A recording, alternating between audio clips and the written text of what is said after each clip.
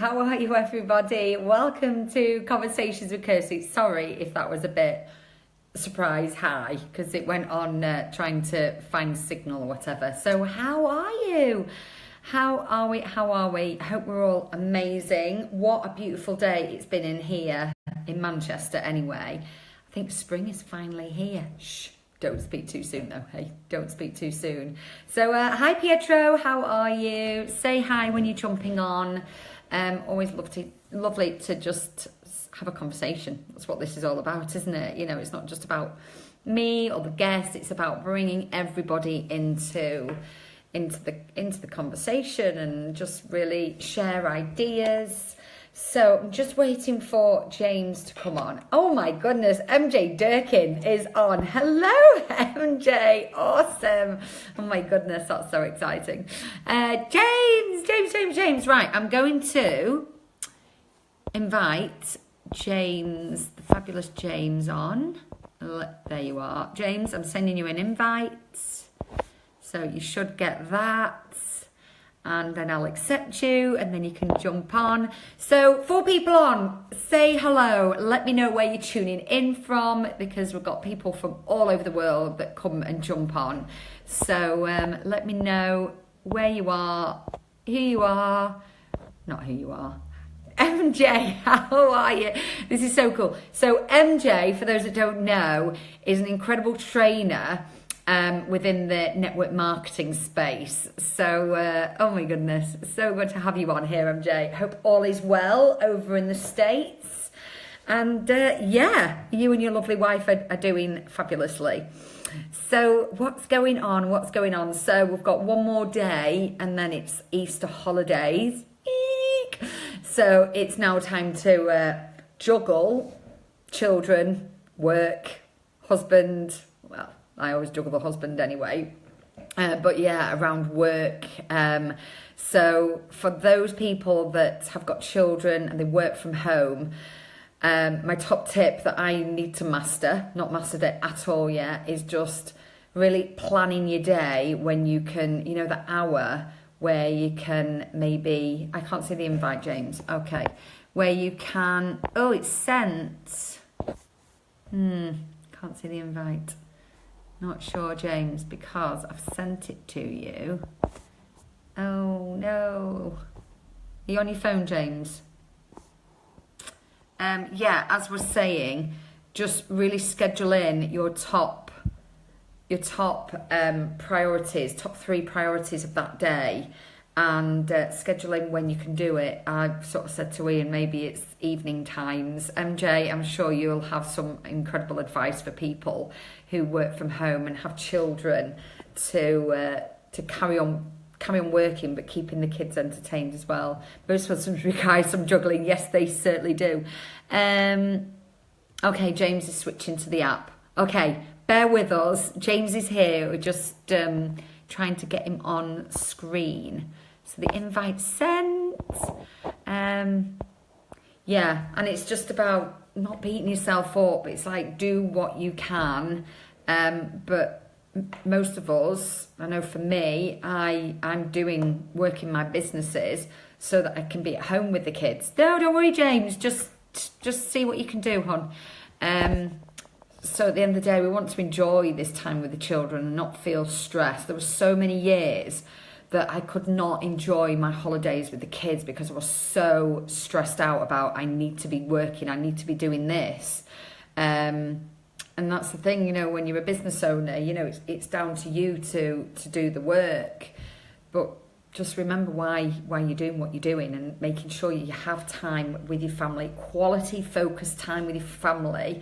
And then when you do have, you know, that 15 minute, it is absolutely focused 15 minutes, put it to a side, carry on with the kids. So it's just about finding your groove with it, really. And it does take a bit of figuring out and trial and error. Yay! Okay, enough of me. James wants to come. So, drum roll, please. Here is the fabulous. It's just adding, and it's just adding. So the drum rolls keep going. Yay! James! Hi. all this technical stuff. How are you, James? Oh, yeah, I'm absolutely fine. That was a massive schoolboy error. A few weeks ago, I actually deleted the Facebook app from my phone, just to make me a little bit more productive on my train journeys and to concentrate instead of going on Facebook all the time. Yeah. And I forgot about it until about 8:28, and I was like, wait, I don't have the app on my phone. Sorry. And it's one of them. I'm all organised. I've got everything set up. I've got the lighting set up, and then where is it? Where's the app? How are you, James?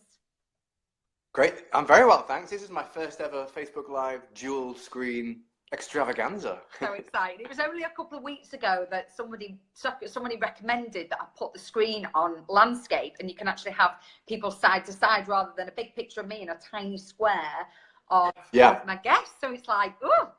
So let's crack on, James. What are you saying, that our heads are just as big as each other? Is that what you're saying? Exactly. Totally. It's like, where do we go?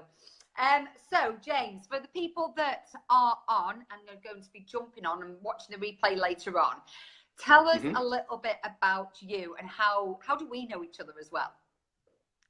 Okay, so I'm James. Hi, James. A good friend of Kirsty. Kirsty's helped me through some thick and thin over the last few years. In fact, we met just over 2 years ago when I started my network marketing business that I had back then, which I still have now. And Kirsty and I met because we were kind of on the same team, but I guess our relationship went a little bit further than just the team. We kind of realized an energy in each other that kind of clicked, as you do with lots of people, I'm sure, Kirsty. And so, you know, we're always looking forward to the next time we could see each other at training or you know, trips away or social nights out together. And then we spent a lovely weekend together going to the Miracle Mind Intensive. Oh my goodness. Seminar in London. That was exciting. That was insane. Team party breakfast. And that culminated in, well, I probably shouldn't tell. It's a bit of a surprise ending for the weekend, isn't it? But let's just say it was a difficult, emotional day on the last day, but we got through it finally. We got through it together, didn't we? And it was just when we saw it, we were like, "What? You want us to do what?" But we did it, didn't we? And it was quite euphoric sort of experience as well, wasn't it? It was great. And now I know how to manage my money properly, so I can actually pay my rent every month, which is still working on that one. Yeah, so other than that, I work in the theatre industry here in London. Just got home from the theatre, managed to grab some quick dinner down me. In my 30s. I like to go outside, be in the countryside, I like to go to the beach. Hold on a minute, James, pause that one. You've just totally skirted over the whole theatre side of things. What project have you been working on? I think this is just mega. What project have you just been working on, producing? Most recently, the company I work with, I've produced a housing in one of our venues, a show called Everybody's Talking About Jamie. Is that the one you mean? Yes, so that's a brand new musical, a new British musical. It's been nominated for 5 Olivier Awards. We're very excited. All British talent, our creative team, the writer, director, and the guy who wrote the music, Dan Gillespie-Sells, who you might know as the front man from The Feeling. They are all English, all British creative team. It's a new British musical that was, I guess, kind of created over the last few years. Spent its first part of its life early last year in Sheffield at Sheffield Theatres, and then now we as a company have brought it down to London to give it the home it deserves on Shaftesbury Avenue in the West End, and so that as many people as possible can see it, because it's a story about unconditional love. It's a story about figuring out where you belong. It's a story about loving yourself against all of the things that are happening around you. It's got a really good homegrown British story at its heart. And so apt for what we're going to be talking about tonight as well. Yeah, absolutely. So apt. So, sorry, James, I totally cut you off there. Carry on. Love being by the sea. Oh yeah, this is my dating app spiel. So, which I've now banned myself from. Have you really? Okay, so, no more. Yeah. But again, wasting too much time, you know. I like being outdoors. I like nature, and I like culture, really. I guess we're working in theatre helps, but I have a musical background, so those are the kind of things I like. I also like being with myself and spending time getting to know myself, which I never used to do, so that's nice. So how did you come along to like self-love, self-worth? Because this is something, I mean, I have struggled, and I'm going to use that word, struggled with for years, you know, the self-worth, self-love. So how did you find yourself coming into this sort of space of, you know, spending time with yourself and really appreciating who you are? Okay. Well, I mean, it's it's a long story because I'm 36 years old, so it's actually 36 years long. I guess to really explain my understanding of self-love and self-worth, um, I, I really will tell my story anyway. So so let's start there, I Yeah. guess. So I didn't really understand the concept of self-love. I would hear it in read it in magazines, hear people talking about it. I didn't realize what it meant or what people were talking about. I actually didn't realize that you could love yourself, that it was a thing, or I didn't know how to do that. And so all the relationships I had until about 2 or 3 years ago, excuse me, in my life, whether they were, with friends or with romantic partners or family, I would often change the way I was, change who I was around those people to kind of fit in, so that I was accepted, so that I was popular with my friends, or if I wanted a particular romantic partner, I might affect the way I did things and change things so that I could fit in. Oh my goodness! Give us a thumbs up if you can relate. Absolutely relate to that, James. 100%.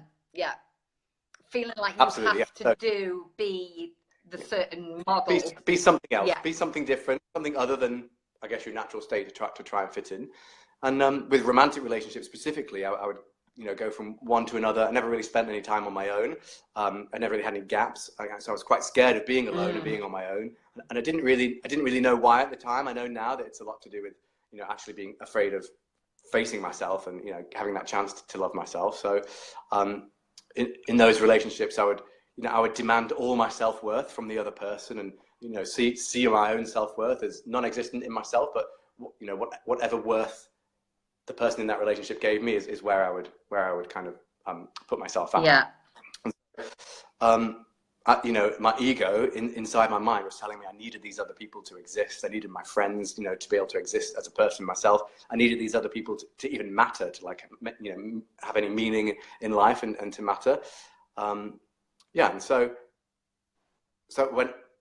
about 3 years ago, I ended up, at the time, everything that I thought was who I was and what made me who I was, and that was relationships, my job, my career, all that suddenly was taken away. So suddenly I didn't have all these, these kind of soft cushioning things around me that I could cling on to. That defined you as well. Yeah.